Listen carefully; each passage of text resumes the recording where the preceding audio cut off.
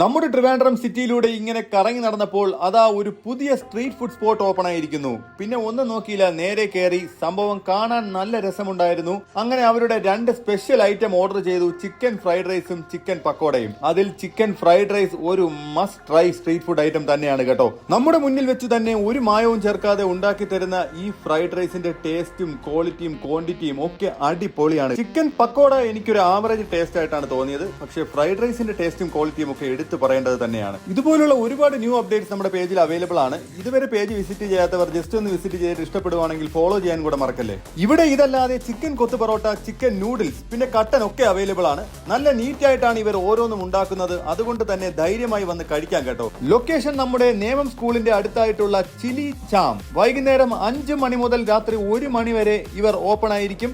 ഇതുപോലെയുള്ള ലേറ്റസ്റ്റ് അപ്ഡേറ്റ്സിന് വേണ്ടി stay tune to KJ's travel tales.